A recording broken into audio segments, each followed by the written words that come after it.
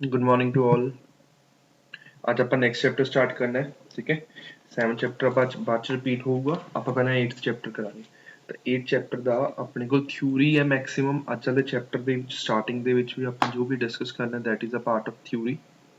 ਤਾਂ ਦੇਖੀ ਚੱਲੋ, ਲੈਂਥੀ ਹੈ ਤਾਂ ਅਗੇਨ ਮੇਰਾ ਮੈਥਡ ਸੇਮ ਹੋਊਗਾ ਕਿ ਜੇ ਤੁਸੀਂ ਪਿੱਛੇ ਰਹਿੰਦੇ ਹੋ ਤਾਂ ਵੀਡੀਓ ਨੂੰ ਪੌਜ਼ ਕਰੋ ਇਹ ਨੋਟ ਕਰੀ ਚੱਲੋ। ਠੀਕ ਹੈ, ਤਾਂ ਅੱਜ ਆਪਾਂ ਜੋ ਡਿਸਕਸ ਕਰਨੀਆਂ ਨੇ ਡਿਫਰੈਂਟ ਥਿਊਰੀਜ਼ ਨੇ ਡਿਸਕਸ ਕਰਨ ਵਾਲੀਆਂ ਜੋ ਵੇਰੀਅਸ ਸਾਇੰਟਿਸਟ ਨੇ ਦਿੱਤੀਆਂ ਸੀਗੀਆਂ। The heading we have different theories on atoms. Different theories on atoms. ठीक है, ਤਾਂ ਐਟਮਸ ਦੇ ਡਿਫਰੈਂਟ ਥਿਊਰੀਜ਼ ਕਿਹੜੀਆਂ ਨੇ ਉਹ ਦੇਖ ਲਓ। ਸਿੰਪਲ ਹੈ। ਤਾਂ ਸਭ ਤੋਂ ਪਹਿਲਾਂ ਕਿਹੜੀ ਆਈ ਸੀ ਆਪਣੇ ਕੋਲ? ਫਸਟ ਵਾਸ ਜੇ ਥॉमसन्स ਥਿਊਰੀ। ਤਾਂ ਅੱਜ ਵੈਸੇ ਵੀ ਡਿਸਕਸ ਜੋ ਹੋਣਾ ਆਪਣਾ ਥਿਓਰੈਟੀਕਲ ਪੋਰਸ਼ਨ ਹੀ ਹੈ। ਥॉमसन्स ਥਿਊਰੀ ਔਨ ਐਟਮ ਜੋ ਤੁਸੀਂ +1 ਚ ਕੀਤਾ ਹੋਇਆ ਹੈ ਸੈਕੰਡ ਚੈਪਟਰ ਦੇ ਵਿੱਚ।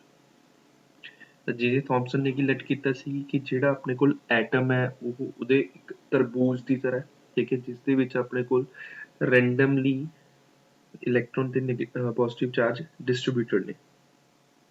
ਠੀਕ ਹੈ, ਤੇ ਦੇਖ ਲਓ। First point we have size of atom is around 10 metre. ਤੇ ਉਸ ਮੂਵਮੈਂਟ ਤੱਕ ਸਭ ਤੋਂ ਪਹਿਲਾਂ ਜੋ ਡਿਸਕਸ ਹੋਇਆ ਸੀ, ਇਸ ਮੂਵਮੈਂਟ ਤੱਕ ਆਪਣੇ ਕੋਲ ਕੋਈ ਵੀ ਇਲੈਕਟ੍ਰੋਨ ਦਾ ਕੰਸੈਪਟ ਨਹੀਂ ਆਇਆ ਸੀ, ਨਿਊਕਲੀਅਸ ਦਾ ਕੰਸੈਪਟ ਨਹੀਂ ਆਇਆ ਸੀਗਾ। ਇਲੈਕਟ੍ਰੋਨ ਦਾ ਸੀਗਾ, ਨਿਊਕਲੀਅਸ ਦਾ ਕੰਸੈਪਟ ਨਹੀਂ ਆਇਆ ਸੀਗਾ। ਠੀਕ ਹੈ, ਸੈਕਿੰਡ ਪੁਆਇੰਟ ਆਪਣੇ ਕੋਲ entire mass of the atom and entire positive charge of the atom is uniformly distributed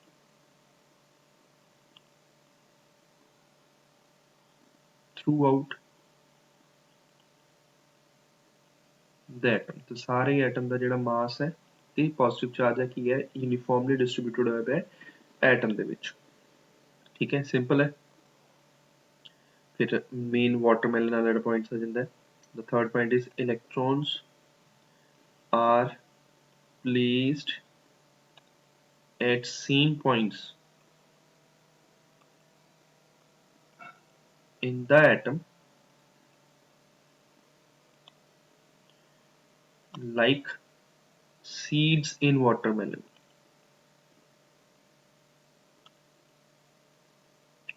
ਜਿਵੇਂ ਵਾਟਰਮੈਲਨ ਚ ਸੀਡਸ ਪਲੇਸ ਕੀਤੇ ਹੁੰਦੇ ਨੇ, ਸਿਮਿਲਰਲੀ ਆਪਣੇ ਇਲੈਕਟ੍ਰੋਨਸ ਪਲੇਸ ਕੀਤੇ ਹੁੰਦੇ ਨੇ ਐਟਮ ਦੇ ਵਿੱਚ। ਠੀਕ ਹੈ, ਸਿੰਪਲ। ਤਾਂ ਫੋਰਥ ਪੁਆਇੰਟ ਆਪਣੇ ਕੋਲ ਬਣਦਾ ਹੈ total charge on the atom is 0, ਕਿਉਂਕਿ ਇਲੈਕਟ੍ਰੋਨ ਕੀ ਹੋਣਗੇ ਇਕੁਅਲ ਹੋਣਗੇ ਪ੍ਰੋਟੋਨਸ ਦੇ ਪੋਜ਼ਿਟਿਵ ਚਾਰਜ ਤੇ। Total charge on atom is 0, that is total positive charge on the atom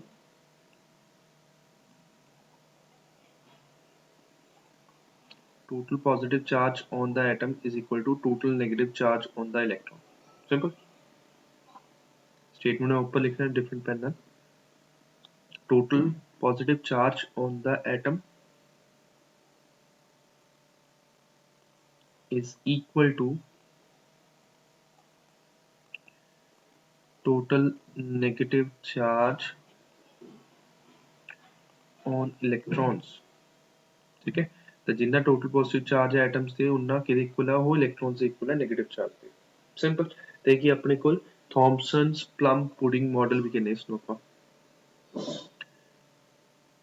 ਤਾਂ ਇਸ ਨੂੰ ਕਹਾਂਗੇ ਆਪਾਂ Thomson's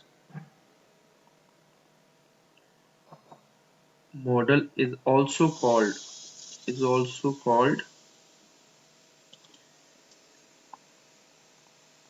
plum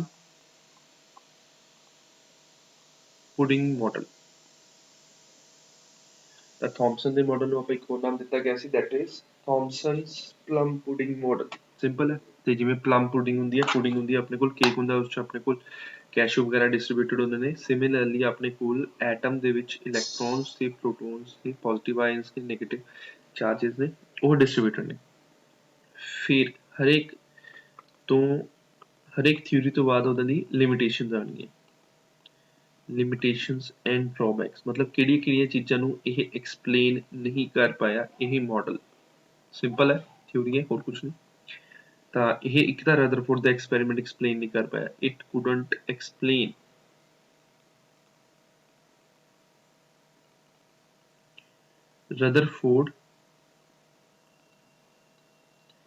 Rutherford's alpha particle scattering experiment। ਤਾਂ alpha particle scattering experiment ਨੂੰ explain ਨਹੀਂ ਕਰ ਪਾਇਆ।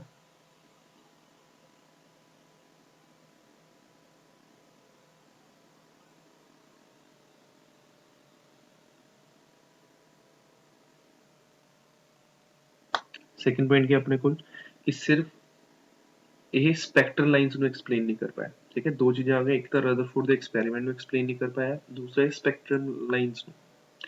It could not explain spectral lines of any atom।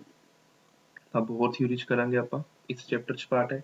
Spectral lines we discuss ਕਰਨੀ ਹੈ, ਅਲਫਾ ਪਾਰਟੀਕਲ ਸਕੈਟਰਿੰਗ ਐਕਸਪੈਰੀਮੈਂਟ ਵੀ ਡਿਸਕਸ ਕਰਨਾ। ਤਾਂ ਚੀਜ਼ਾਂ ਦੋਨੇ ਕਲੀਅਰ ਹੋ ਜਾਣਗੀਆਂ ਕਿ ਕਿਹੜੀ ਥਿਊਰੀ ਸੀਗੀਆਂ।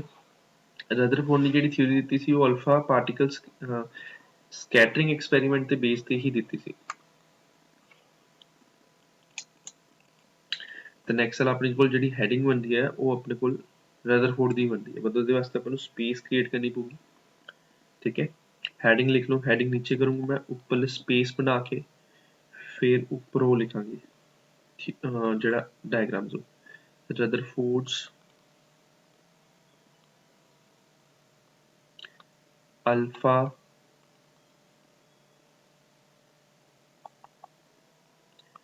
particle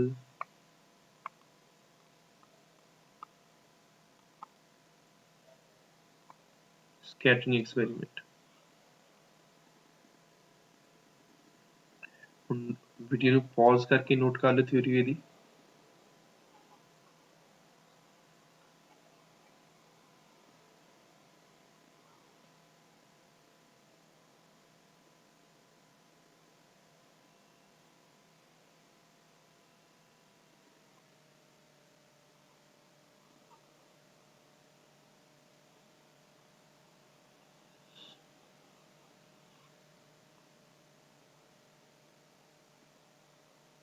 ਤਾਂ ਸਿੰਪਲ ਜਿਹਾ ਐਕਸਪੈਰੀਮੈਂਟ ਹੈ, ਡਾਇਗਰਾਮ ਦੇਖ ਲਓ। ਇਹਦਾ ਮੈਂ ਤੁਹਾਨੂੰ ਪ੍ਰੈਕਟੀਕਲੀ ਵੀ ਦਿਖਾ ਦੂੰਗਾ, ਵੀਡੀਓ ਗਰੁੱਪ 'ਚ ਪਾ ਦੂੰਗਾ ਜਾਂ ਇਸ 'ਚ ਪਲੇ ਕਰ ਦੂੰਗਾ।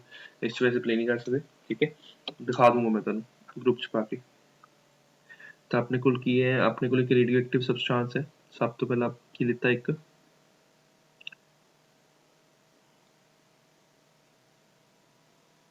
ਸਪੇਸ ਲਿੱਤੀ ਜਿਹਦੇ ਵਿੱਚ ਆਪਾਂ ਰੇਡੀਓ ਐਕਟਿਵ ਸਬਸਟੈਂਸ ਪਲੇਸ ਕਰ ਸਕਦੇ ਹਾਂ। ਆਪਣੇ ਕੋਲ ਸਪੇਸ ਹੈ, ਮਤਲਬ ਕੰਕਰੀਟ ਦਾ ਇੱਕ ਸਟਰਕਚਰ ਹੈ ਜਿਹਦੇ ਵਿੱਚ ਹਲਕਾ ਜਿਹਾ ਹੋਲ ਹੈ। ਤਾਂ ਇਹਦੇ ਵਿੱਚ ਆਪਾਂ ਨੇ ਇੱਕ ਰੱਖਤਾ ਰੇਡੀਓ ਐਕਟਿਵ ਸਬਸਟੈਂਸ ਰੱਖਤਾ, ਰੇਡੀਓ ਐਕਟਿਵ ਮਟੀਰੀਅਲ ਕਹਿ ਲਓ, ਸਬਸਟੈਂਸ ਕਹਿ ਲਓ। ਤੇ ਤੋਂ ਲਾਈਟ ਜਾਊਗੀ, ਠੀਕ ਹੈ, ਇਸ ਚੋਂ ਰੇਜ਼ ਨਿਕਲਣਗੀਆਂ ਅਲੱਗ-ਅਲੱਗ, ਆ ਰੇਜ਼ ਗਈਆਂ। ਸਟ੍ਰੇਟ ਲਾਈਨ ਡਰਾ ਕਰਨੀ ਹੈ ਲਾਈਕ ਦਿਸ। ਤਾਂ ਉਸ ਤੋਂ ਅੱਗੇ ਇੱਕ ਆਪਾਂ ਨੇ ਕੀ ਕਰਤਾ, ਜਿਹੜੀ ਰੇਜ਼ ਨਿਕਲ ਰਹੀਆਂ ਨੇ ਉਸਨੂੰ ਕੰਸਨਟਰੇਟ ਕਰਨ ਵਾਸਤੇ ਆਪਾਂ ਨੇ ਉਹਦੇ ਅੱਗੇ ਇੱਕ ਪੋਰਸ਼ਨ ਰੱਖਤਾ। ਠੀਕ ਹੈ, ਤੇ ਆਹ ਵਾਲਾ ਵੈਸਲ ਹੈ ਲੈਡ ਦਾ ਬਣਿਆ ਹੋਇਆ, ਲੈਡ ਵੈਸਲ ਹੈ। ਅੱਗੇ ਇੱਕ ਆਬਸਟਰਕਸ਼ਨ ਰੱਖਤੀ ਜੋ ਰੇਜ਼ ਨੂੰ ਪਤਲੀ ਬੀਮ ਚ ਕਨਵਰਟ ਕਰੇ। ਇਹ ਕੀ ਆਪਣੇ ਕੋਲ ਆਬਸਟਰਕਸ਼ਨ ਹੈ, ਆਬਸਟਰਕਸ਼ਨ ਹੈ, ਰੁਕਾਵਟ ਹੈ, ਜਿਹਦੇ ਵਿਚਕਾਰ ਹੋਲ ਹੈ ਜੋ ਰੇਜ਼ ਨੂੰ ਕੀ ਕਰ ਰਿਹਾ, ਪਤਲੀ ਬੀਮ ਦੇ ਵਿੱਚ ਕਨਵਰਟ ਕਰ ਰਿਹਾ। ਠੀਕ ਹੈ, ਤੇ ਵਿਚਕਾਰ ਆਪਾਂ ਨੇ ਕੀ ਕਰਤਾ, ਇੱਕ ਗੋਲਡ ਫਾਈਲ ਪਲੇਸ ਕੀਤੀ। ਆਪਾਂ ਨੇ ਇੱਥੇ ਇੱਕ ਗੋल्ड ਫਾइल ਪਲੇਸ ਕੀਤੀ ਐਂਡ ਇਸ coil ਦੇ राइट साइड ਤੇ ਇੱਕ ਸੈਮੀ ਦਾ ਨਹੀਂ ਸਰਕੂਲਰ ਮੈਟਲ ਦੀ ਸ਼ੀਟ ਲਿੱਤੀ ਸਰਕੂਲਰ ਮੈਟਲ ਦੀ ਸ਼ੀਟ ਇਸ ਅਕੋਰਡਿੰਗ ਹੈ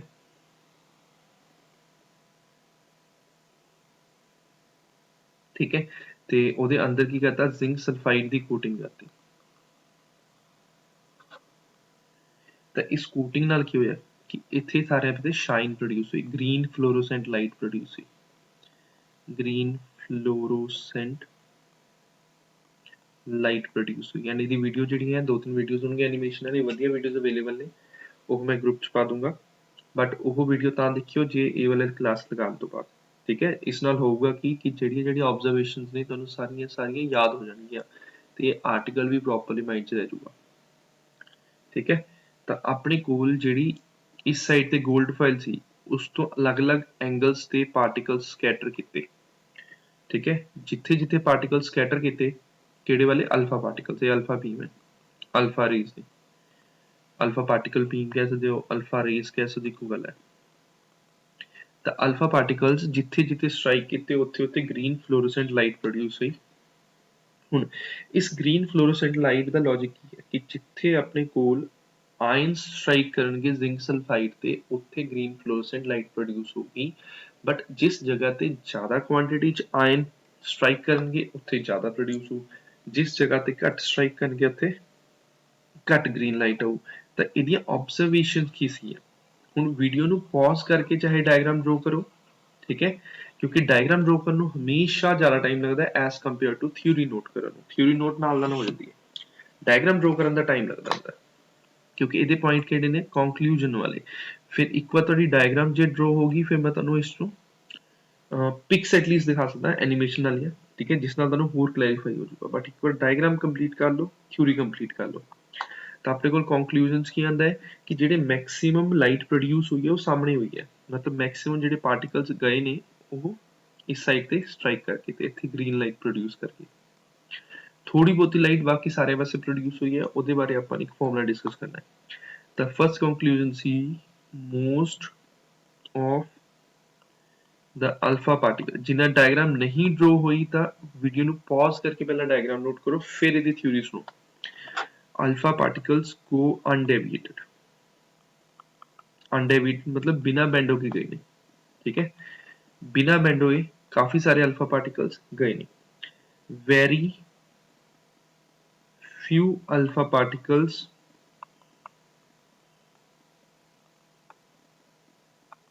get deviated by large amount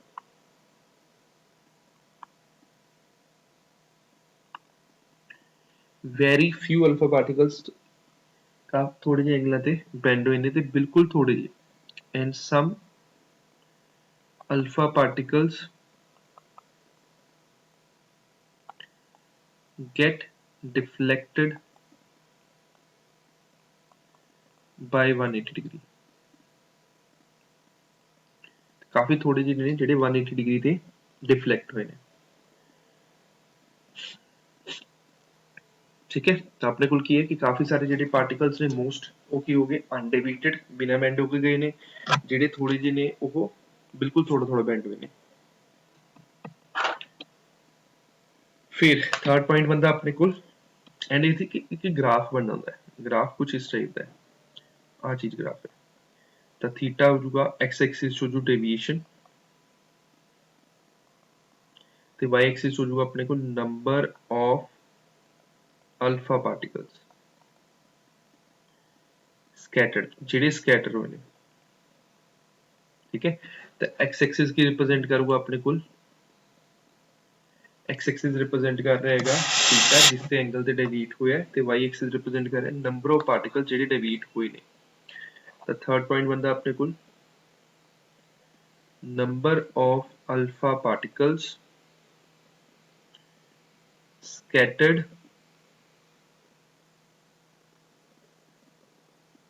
at angle theta is n proportional to sin of theta by 2 raised to power 4 ठीक है ये फॉर्मूला एज इट इज याद रखने का कोई प्रूफ नहीं है अपने को ਡੈਰੀਵੇਸ਼ਨ ਨਹੀਂ ਹੈ, ਜਸਟ ਆਪਾਂ ਨੂੰ ਰਿਮੈਂਬਰ ਕਰਨਾ ਪਊਗਾ ਕਿ ਜਿਹੜਾ n ਹੈ, n ਕੀ ਹੈ, ਨੰਬਰ ਆਫ ਪਾਰਟੀਕਲ ਸਕੈਟਰਡ। ਤੇ n ਕੀ ਹੈ ਆਪਣੇ ਕੋਲ, number of particle scattered. Theta ਕੀ ਹੈ ਆਪਣੇ ਕੋਲ, ਜਿਸ ਐਂਗਲ ਤੇ ਡੈਵੀਏਟ ਹੋਇਆ। ਤਾਂ ਜਿਹੜਾ ਆਪਣੇ ਕੋਲ n ਹੈ that is proportional to 1 by sin theta by 2 raised to power 4। ਠੀਕ ਹੈ, ਤੇ ਇਹ ਆਪਣੇ ਕੋਲ ਕੀ ਆ ਜਾਂਦਾ ਹੈਗਾ ਕਿ ਕਿੰਨੇ ਪਾਰਟੀਕਲਸ ਐਂਗਲ ਤੇ ਡੈਵੀਏਟ ਹੋਏ ਨੇ, that is given by this particular formula, that is sin theta by 2 raised to power 1 by 4। ਜੇ ਡਾਇਗਰਾਮ ਹੋਊਗੀ ਥਿਊਰੀ ਨੋਟ ਕਰੋ, ਮੈਂ ਤੁਹਾਨੂੰ ਇਹਦਾ ਦਿਖਾ ਦਿੰਦਾ ਜੇ ਮੈਨੂੰ ਐਨੀਮੇਸ਼ਨ ਮਿਲਦੀ ਹੈ, ਐਂਡ ਜੇ ਮੈਂ ਇੱਥੇ ਪਲੇ ਕਰ ਸਕਦਾ। ਆਈ ਡੋਂਟ ਨੋ ਪਲੇ ਹੋ ਸਕਦੀ ਹੈ ਕਿ ਨਹੀਂ, ਬਟ ਆਈਲ ਟਰਾਈ। ਇਹਨੇ ਵੀਡੀਓ ਨੂੰ ਪੌਜ਼ ਕਰਕੇ ਥਿਊਰੀ ਦੀ ਕੰਪਲੀਟ ਕਰੋ, ਠੀਕ ਹੈ। ਫਿਰ ਉਸ ਤੋਂ ਬਾਅਦ ਆਪਣੇ ਕੋਲ 2-3 ਟੌਪਿਕਸ ਆਣਗੇ ਛੋਟੇ ਛੋਟੇ, ਉਹ ਡਿਸਕਸ ਕਰਦੇ ਹਾਂ ਆਪਾਂ।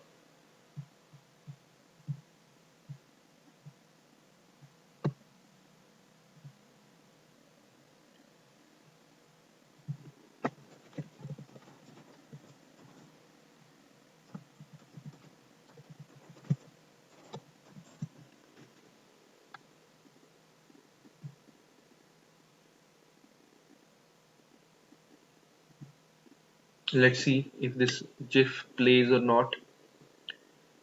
ਤਾਂ ਸਾਈਜ਼ ਤਾਂ ਕਾਫੀ ਛੋਟਾ ਹੈ, ਦੇਖ ਲੈਂਦੇ ਹਾਂ।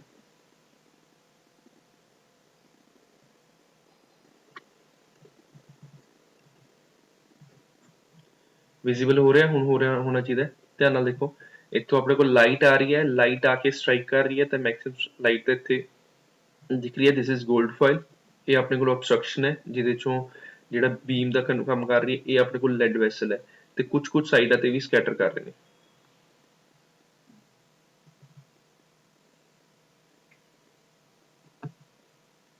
ਆਹ ਦੇਖ ਲਓ। ਬਾਕੀ ਇਫ ਦਿਸ ਵੁੱਡ ਵਰਕ, ਤਾਂ ਆਪਣੇ ਕੋਲ ਕੀ ਹੋ ਰਿਹਾ, ਲਾਈਟ ਇੱਥੋਂ ਫਾਲ ਕਰ ਰਹੀ ਹੈ, ਪਾਰਟੀਕਲਸ ਇੱਥੋਂ ਫਾਲ ਕਰ ਰਹੇ ਨੇ, ਠੀਕ ਹੈ। ਤਾਂ ਇਸ ਤੇ ਸਟ੍ਰਾਈਕ ਕਰਕੇ ਉਹ ਮੈਕਸਿਮਮ ਸੈਂਟਰ ਤੇ ਇਕੱਠੀ ਹੋ ਰਹੀ ਹੈ, ਬਟ ਸਾਈਡਾਂ ਤੇ ਵੀ ਕੁਝ ਨਾ ਕੁਝ ਜਾ ਰਿਹਾ। ਤੇ ਇਹ ਆਪਣੇ ਕੋਲ ਕੀ ਹੋ ਗਿਆ, ਰਦਰਫੋਰਡ ਐਕਸਪੈਰੀਮੈਂਟ ਹੋ ਗਿਆ, ਜਿਸ ਚ ਅਲਫਾ ਪਾਰਟੀਕਲ ਸਕੈਟਰ ਕਰਦੇ ਨੇ ਜਦੋਂ ਟੱਕਰ ਮਾਰਦੇ ਨੇ। ਕਿਸ ਨੂੰ, ਗੋਲਡ ਫਾਇਲ ਨੂੰ।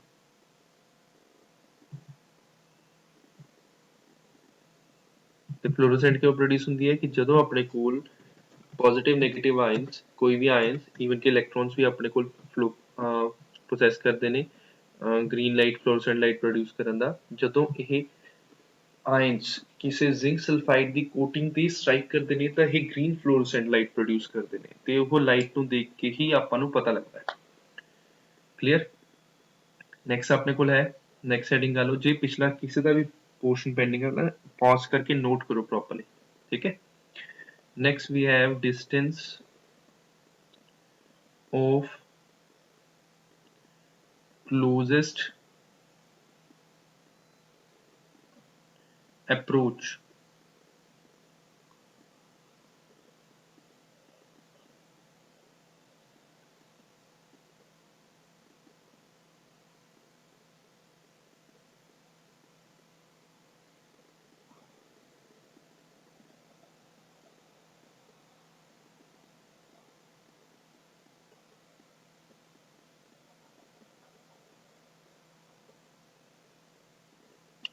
ਤਾਂ ਪਹਿਲਾ ਆ ਜਾਂਦਾ ਆਪਣੇ ਕੋਲ ਡਿਸਟੈਂਸ ਆਫ ਕਲੋਜ਼ੈਸਟ ਅਪਰੋਚ।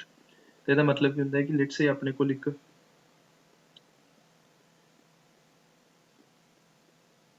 ਨਿਊਕਲੀਅਸ ਹੈ, ਠੀਕ ਹੈ, ਜਿਹਦੇ ਵਿੱਚ ਆਪਣੇ ਕੋਲ ਇੱਕ ਪਹਿਲਾ ਐਟਮ ਹੈ, ਐਟਮ ਦੇ ਵਿੱਚ ਨਿਊਕਲੀਅਸ ਹੈ, ਜਿਹਦੇ ਤੇ ਚਾਰਜ ਕਿੰਨਾ ਹੈ, Ze ਪੋਜ਼ਿਟਿਵ। Z ਕੀ ਹੁੰਦਾ ਆਪਣੇ ਕੋਲ, atomic number.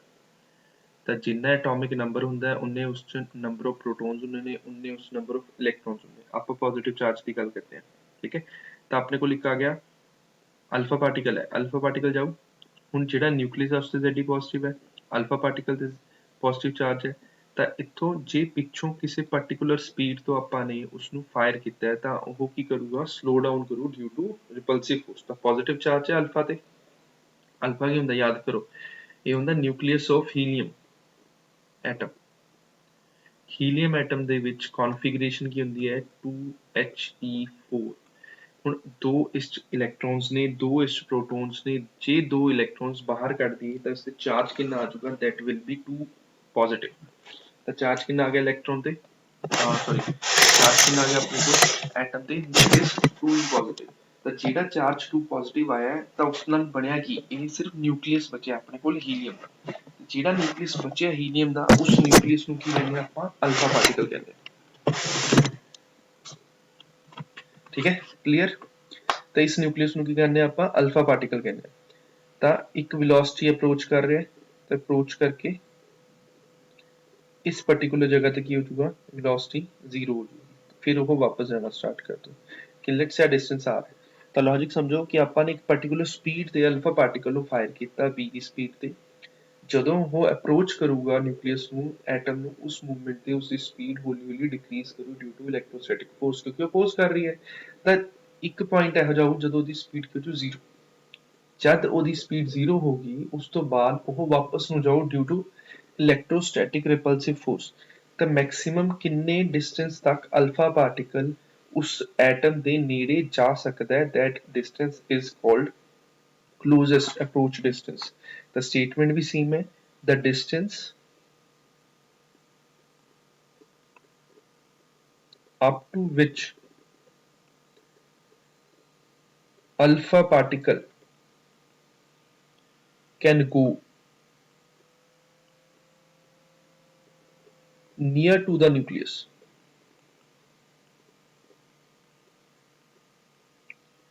is called distance of closest approach।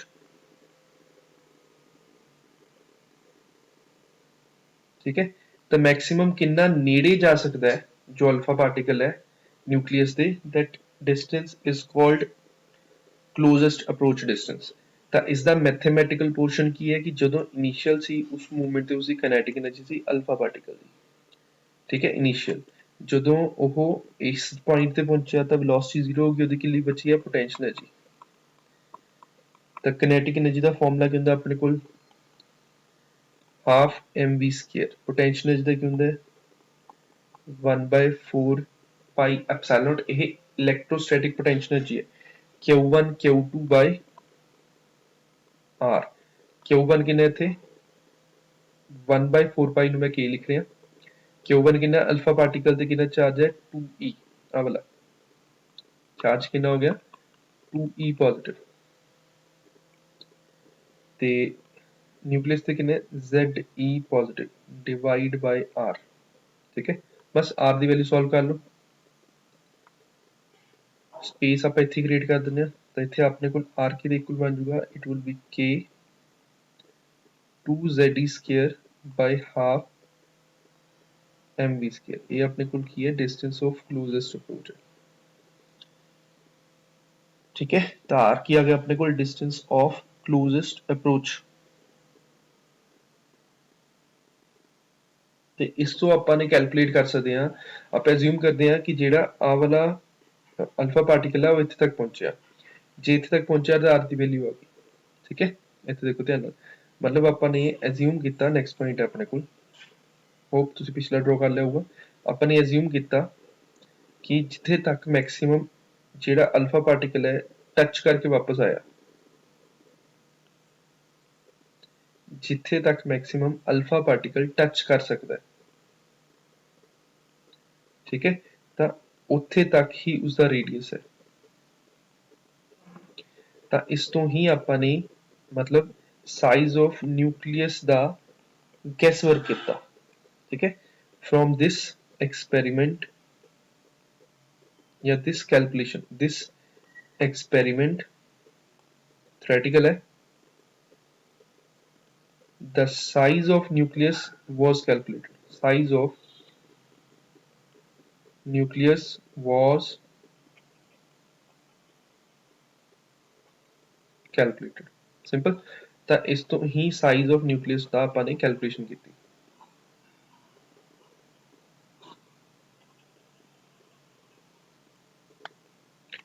ਹੁਣ ਆਰਾਮ ਨਾਲ ਇਸ ਨੂੰ ਦੇਖੋ ਕੀ ਕੀਤਾ ਆਪਾਂ ਨੇ ਜਿਹੜਾ ਪਹਿਲਾਂ ਤਾਂ ਇਹ ਚੀਜ਼ ਨੋਟ ਕਰ ਲਓ ਨੋਟਬੁੱਕ ਦੇ ਟੌਪ ਤੇ ਕਿ ਜਿਹੜਾ ਅਲਫਾ ਪਾਰਟੀਕਲ ਹੁੰਦਾ ਹੈ ਉਹ ਕਿਹੜਾ ਹੁੰਦਾ ਉਹ ਹੁੰਦਾ ਆਪਣੇ ਕੋਲ nucleus of helium. Nucleus of helium ਕੀ ਹੈ 2He4 2 ਪੋਜ਼ਿਟਿਵ। ਇਹ ਨੋਟਬੁੱਕ ਦੇ ਟੌਪ ਤੇ ਨੋਟ ਕਰੋ ਤੇ ਜੇ ਪੈਂਡਿੰਗ ਹੈ ਤਾਂ ਉਹੀ ਅਗੇਨ ਵੀਡੀਓ ਨੂੰ ਪੌਜ਼ ਕਰਕੇ ਇਹਦੀ ਥਿਊਰੀ ਨੋਟ ਕਰੋ, ਡਾਇਗਰਾਮ ਡਰਾ ਕਰੋ। ਮੈਥਮੈਟੀਕਲ ਪੋਰਸ਼ਨ 'ਚ ਇਹੀ ਹੈ। ਮੈਥਮੈਟੀਕਲ ਪੋਰਸ਼ਨ 'ਚ ਕੀ ਹੈ ਕਿ ਜਦੋਂ ਇਨੀਸ਼ੀਅਲੀ ਦੂਰ ਸੀਗਾ ਤਾਂ ਉੱਥੇ ਉਸ ਅਲਫਾ ਪਾਰਟੀਕਲ ਦੀ ਕਿਨੈਟਿਕ ਐਨਰਜੀ ਸੀ, ਜਦੋਂ ਉਹ ਨੇੜੇ ਆ ਗਿਆ ਤਾਂ ਉਸਦੀ ਕੀ ਬਣ ਗਈ, ਉਸਦੀ ਉਹ ਪੋਟੈਂਸ਼ੀਅਲ ਐਨਰਜੀ ਕਨਵਰਟ ਹੋ ਗਈ। ਤਾਂ ਆਪਾਂ ਨੇ ਕਿਨੈਟਿਕ ਐਨਰਜੀ ਨੂੰ ਪੋਟੈਂਸ਼ੀਅਲ ਦੇ ਇਕੁਏਟ ਕਰਤਾ, ਜਿਸ ਤੋਂ ਆਪਾਂ ਨੂੰ ਆਰ ਦੀ ਵੈਲਿਊ ਪਤਾ ਲੱਗੀ। ਆਰ ਨੂੰ ਆਪਾਂ ਨੇ ਕੀ ਅਸਿਊਮ ਕੀਤਾ ਕਿ ਲੈਟਸ ਸੇ ਆਰ ਜੋ ਹੈ this is the radius of nucleus, ਠੀਕ ਹੈ। ਤਾਂ ਡਿਸਟੈਂਸ ਆਫ ਕਲੋਜ਼ੈਸਟ ਅਪਰੋਚ ਤੋਂ ਆਪਾਂ ਨੇ ਕੀ ਫਿਗਰ ਆਊਟ ਕੀਤਾ, ਆਪਾਂ ਨੇ ਫਾਈਂਡ ਕੀਤਾ radius of nucleus figure out ਕੀਤਾ। next heading we have impact parameter। next heading we have impact parameter, symbol ਕੀ ਹੈ B। ਪਹਿਲਾਂ ਇਹਦਾ diagram ਸਮਝਿਓ, ਫਿਰ discuss ਹੋ ਸਕਦਾ ਹੈ theory। ਤਾਂ ਆਪਣੇ ਕੋਲ ਐਟਮ ਹੈ, ਐਟਮ ਦੇ ਆ ਸੈਂਟਰ ਲਾਈਨ ਕਾਹਦੀ,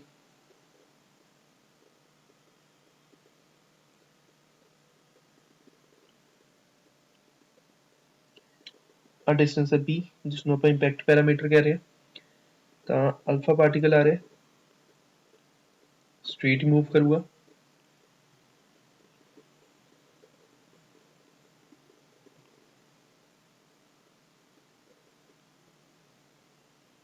ਤਾਂ ਅਲਫਾ ਪਾਰਟੀਕਲ ਤੇ ਅਗੇਨ ਕਿਹੜਾ ਚਾਰਜ ਹੁੰਦਾ, ਪੋਜ਼ਿਟਿਵ। ਤਾਂ ਇਹ ਲੱਗ ਜੂ ਕਿੰਨੇ ਐਂਗਲ ਤੇ ਬੈਂਡ ਕੀਤਾ, ਥੀਟਾ ਐਂਗਲ ਤੇ ਬੈਂਡ ਕੀਤਾ, ਠੀਕ ਹੈ। ਤਾਂ ਇਹਦਾ ਫਾਰਮੂਲਾ ਜੋ ਦਿੱਤਾ ਹੈ that is 1/4 pi epsilon naught ZE square by half mv square into cot theta by 2। देखिए अपने को this is the formula for impact parameter। ਇਹਦਾ ਮਤਲਬ ਸਮਝ ਲਓ ਕੀ ਹੈ। ਤਾਂ ਕੀ ਆਪਣੇ ਕੋਲ ਇਹ perpendicular distance ਹੈ between velocity vector of alpha particle and center line of the nucleus when alpha particle is far away from the nucleus, ठीक है। ਤਾਂ B ਕੀ ਆਪਣੇ ਕੋਲ impact parameter ਕੀ ਹੈ ਆਪਣੇ ਕੋਲ, this is a perpendicular distance, ਇਹ perpendicular ਹੈ ਦੋਨਾਂ ਸਾਈਡ ਤੋਂ 90 ਆ ਰਿਹਾ between the line of center line of the nucleus and velocity vector of alpha particle। ਤਾਂ ਇਹ velocity vector ਹੈ, ਤਾਂ ਦੋਨਾਂ ਦੇ ਵਿਚਕਾਰ ਕੀ ਇਹ perpendicular distance ਹੈ ਜਦੋਂ ਅਲਫਾ ਪਾਰਟੀਕਲ ਨਿਊਕਲੀਅਸ ਤੋਂ ਕਾਫੀ ਦੂਰੀ ਤੇ ਹੈ। ਤਾਂ ਸਟੇਟਮੈਂਟ ਕੀ ਬਣ ਰਹੀ ਹੈ, it is the perpendicular distance between velocity vector and alpha particle।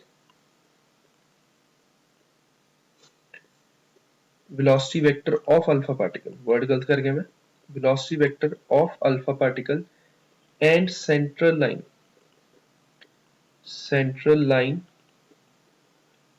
of nucleus when alpha particle is far away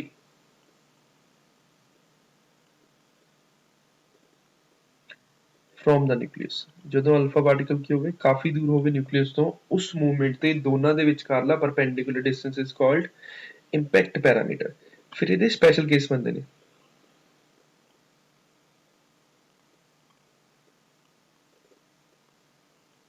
ਇਹਦੇ ਸਪੈਸ਼ਲ ਕੇਸ ਬਣਦੇ ਨੇ ਕਿਹੜੇ ਬਣਦੇ ਨੇ ਕਿ ਜੇ ਆਪਣੇ ਕੋਲ ਅਲਫਾ ਪਾਰਟੀਕਲ ਮੂਵ ਕਰ ਰਿਹਾ ਸੈਂਟਰ ਲਾਈਨ ਦੇ ਉੱਤੇ, if alpha particle is moving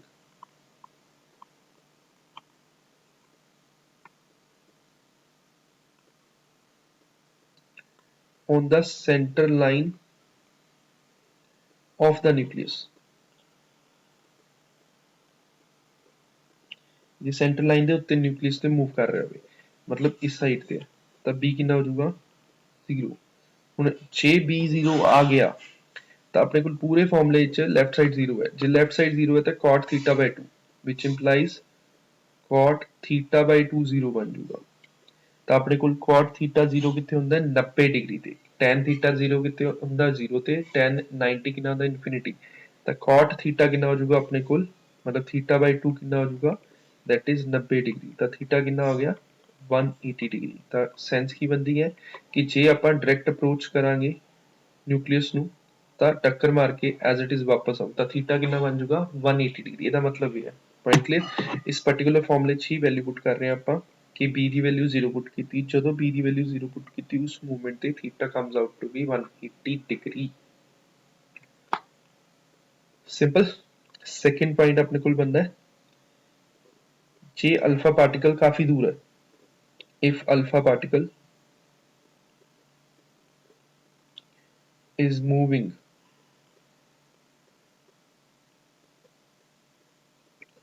far away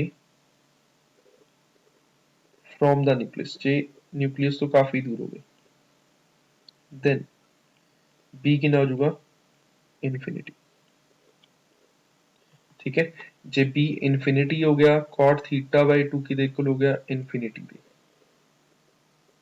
मतलब थीटा कितना हो जाऊगा 0 डिग्री। ਤਾਂ tan ਦੇ ਪੁੱਠਾ ਚੱਲੂਗਾ ਤਾਂ ਜੇ ਦੂਰ ਜਾ ਰਿਹਾ ਪਾਰਟੀਕਲ ਤਾਂ ਐਜ਼ ਇਟ ਇਜ਼ ਮੂਵ ਕਰ ਜਾਊਗਾ ਅਲਫਾ ਪਾਰਟੀਕਲ। ਜੇ ਸੈਂਟਰ ਲਾਈਨ ਤੇ ਟੱਕਰ ਮਾਰੀ ਤਾਂ ਕਿੰਨੇ ਐਂਗਲ ਤੇ ਬੈਂਡ ਕਰੂਗਾ that is 180 डिग्री bending। ठीक है, ਤਾਂ ਥਿਊਰੀ ਸੀਗੀ ਇਹ। ਆਪਣੇ ਕੋਲ ਇੰਪੈਕਟ ਪੈਰਾਮੀਟਰ ਹੋ ਗਿਆ, ਆਪਣੇ ਕੋਲ डिस्टेंस ऑफ मिनिमम अप्रोच हो गया, लीस्ट डिस्टेंस ऑफ अप्रोच हो गया।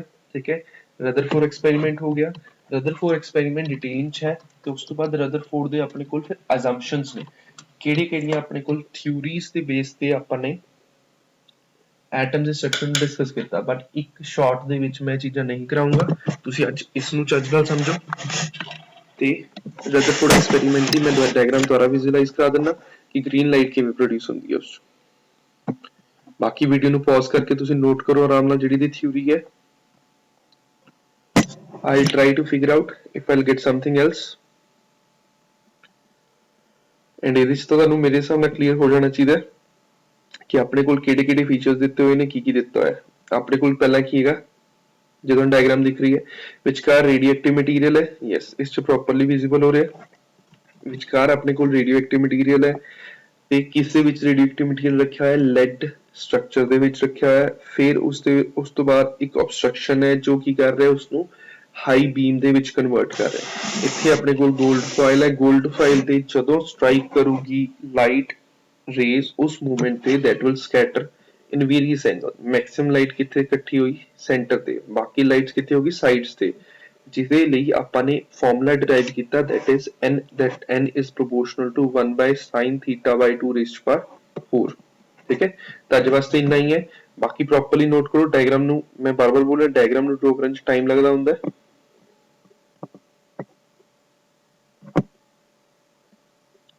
ਬਟ ਆਪਣੇ ਕੋਲ ਹਲੇ ਟਾਈਮ ਹੈ ਬਥੇਰਾ, ਤਾਂ ਆਪਾਂ ਰਦਰਫੋਰਡ ਵਾਲਾ ਹਲਕਾ ਫੁਲਕਾ ਡਿਸਕਸ ਕਰ ਸਕਦੇ ਹਾਂ।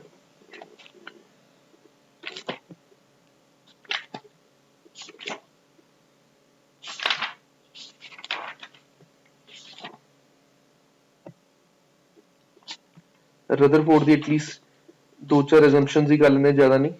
ਠੀਕ ਹੈ, 5 ਹੈਗੀਆਂ ਥਿਊਰੀ ਦੀ ਆਪਣੇ ਕੋਲ ਪੁਆਇੰਟਸ, ਉਹ ਵਾਲੇ ਤਾਂ ਐਟਲੀਸਟ ਡਿਸਕਸ ਹੋ ਸਕਦੇ ਆ। ਆਈ ਵਾਜ਼ ਐਕਸਪੈਕਟਿੰਗ ਕਿ ਸ਼ਾਇਦ ਟਾਈਮ ਜ਼ਿਆਦਾ ਹੋ ਗਿਆ।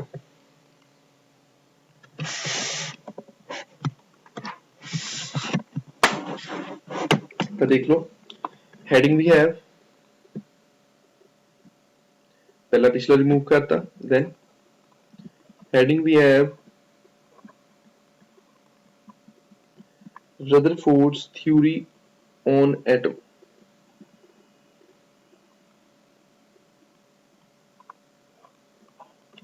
ਤਾਂ Rutherford ਦੀ ਥਿਊਰੀ ਕੀ ਹੈ? Size of atom is around 10⁻10 metre. ਅੱਜ ਨੋਟ ਕਰ ਲਓ, ਚਾਹੇ ਡਿਸਕਸ ਆਪਾਂ ਗੱਲ ਕਰ ਲਾਂਗੇ ਬਟ ਅੱਜ ਨੋਟ ਕਰ ਲਓ 10⁻10 metre and size of nucleus because Rutherford ਨੇ ਹੀ ਡਿਸਕਸ ਕੀਤਾ ਸੀ ਕਿ ਸੈਂਟਰ ਦੇ ਵਿੱਚ ਕੋਈ ਨਾ ਕੋਈ ਹੈਵੀ ਮਾਸ ਹੈ ਜਿਹੜਾ ਇੱਕ ਸੁੱਚ ਪਾਰਟੀਕਲਸ ਨੂੰ ਵਾਪਸ ਭੇਜ ਰਿਹਾ ਹੈ ਤੇ ਮੈਕਸਿਮਮ ਪੋਰਸ਼ਨ ਐਟਮ ਦੇ ਵਿੱਚ ਵੇਕੈਂਟ ਹੈ ਜਿਸ ਨਾਲ maximum rays of alpha particle ਸਿੱਧੀਆਂ ਜਾ ਰਹੀਆਂ ਨੇ, ਅਨਡਿਵਾਈਡ ਜਾ ਰਹੀਆਂ। Size of nucleus is around 10⁻15 metre. Calculation कितों आई है? By the method of distance of closest approach तो। ठीक है, तो सेकंड पॉइंट बनता अपने को almost entire mass of atom and entire positive charge of atom is inside a nucleus क्योंकि न्यूक्लियस ही सब तो हैवी हो गया बाकी की हो गए सारे साइड्स ਤੇ ਹਲਕੀ ਫੁਲਕੀ ਆਈਟਮਸ ਹੋ ਗਏ ਜਿਨ੍ਹਾਂ ਨੂੰ ਆਪਾਂ ਇਲੈਕਟ੍ਰॉन्स ਕਹਿੰਦੇ ਆ ਠੀਕ ਹੈ ਫਿਰ ਥਰਡ ਪੁਆਇੰਟ ਹੈ ਕਿ ਇਲੈਕਟ੍ਰॉन ਜਿਹੜੇ ਨੇ ਉਹ ਐਟਮ ਦੇ ਵਿੱਚ ਨੇ ਬਟ ਨਿਊਕਲੀਅਸ ਤੋਂ ਬਾਹਰ ਪਏ ਨੇ electrons are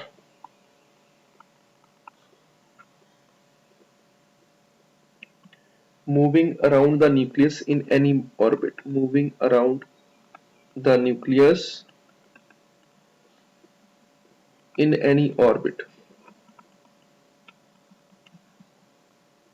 ठीक है फिर फोर्थ आंदा अपने कोल कि एटम एक न्यूट्रल है वो वैसे ही पता है इसलिए इससे की होगा अपने कोल जितना पॉजिटिव चार्ज होगा न्यूक्लियस के उत्ते उतना ही अपने कोल नेगेटिव आयंस होंगे that is electrons neutral so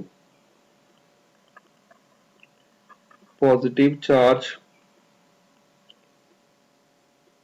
on nucleus is equal to on nucleus is equal to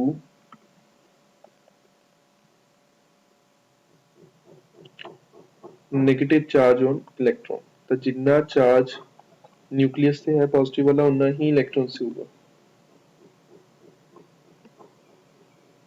ਹੁਣ ਇਲੈਕਟ੍ਰॉन्स ਜਿਹੜੇ ਨੇ ਉਹ ਕਿਵੇਂ ਰਿਵੋਲਵ ਕਰਨੇ ਤਾਂ ਰਿਵੋਲਵਿੰਗ ਵਾਸਤੇ ਇਲੈਕਟ੍ਰॉन्स ਨੂੰ ਜਾਂ ਕਿਸੇ ਵੀ ਬਾਡੀ ਨੂੰ ਕਿਹੜੀ ਫੋਰਸ ਚਾਹੀਦੀ ਹੈ ਸੈਂਟਰੀਪੀਟਲ ਫੋਰਸ ਤਾਂ ਜੇ ਆਪਣੇ ਕੋਲ ਨਿਊਕਲੀਅਸ ਪੋਜ਼ਿਟਿਵ ਹੈ ਇਲੈਕਟ੍ਰॉन्स 네ਗੇਟਿਵ ਹੈ ਤਾਂ ਇਲੈਕਟ੍ਰॉन ਤੇ ਨਿਊਕਲੀਅਸ ਦੇ ਵਿਚਕਾਰ ਕਿਹੜੀ ਫੋਰਸ ਹੈ ਇਲੈਕਟ੍ਰੋਸਟੈਟਿਕ ਫੋਰਸ ਜਿਹੜੀ ਪ੍ਰੋਵਾਈਡ ਕਰਦੀ ਹੈ required centripetal force for electron to revolve around the nucleus ਤਾਂ ਆਪਾਂ ਕੀ ਲਿਖਾਂਗੇ ਇਸ ਚ 5th point 1 ਜੋ ਆਪਣੇ ਕੋਲ electrons revolve around nucleus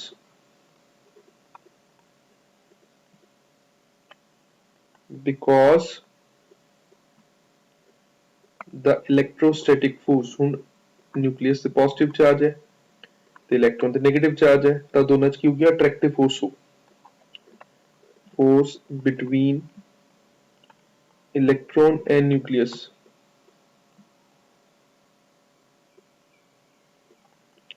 provides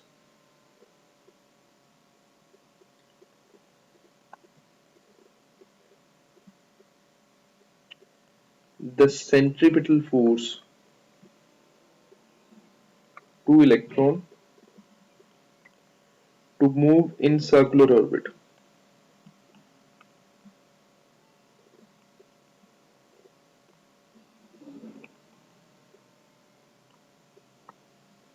ठीक है तो अपने को ਕੀ ਹੋ ਗਿਆ ਕਿ ਜਿਹੜੀ ਆਪਣਾ ਇਲੈਕਟ੍ਰੋਨ ਨੇ ਰਿਵੋਲਵ ਕਰਨਾ ਹੈ ਅਰਾਊਂਡ ਦ ਨਿਊਕਲੀਅਸ ਤਾਂ ਉਹ ਵਾਲੀ ਫੋਰਸ ਕੌਣ ਪ੍ਰੋਵਾਈਡ ਕਰ ਰਿਹਾ ਹੈ electrostatic attractive force between nucleus and the electron ਤਾਂ ਆਪਣੇ ਕੋਲ ਜਿਹੜਾ ਇਹ ਰਦਰਫੋਰਡ ਦਾ ਸੀਗਾ model C that was comparable to the solar system of planets ਤਾਂ ਆਪਾਂ ਕੀ ਲਿਖਾਂਗੇ ਇੱਥੇ ਨੋਟ ਬਣਾ ਕੇ ਲਿਖਣਾ Rutherford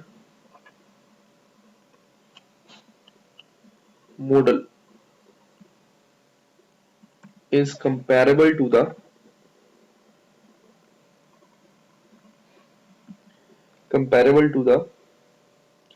planets in solar system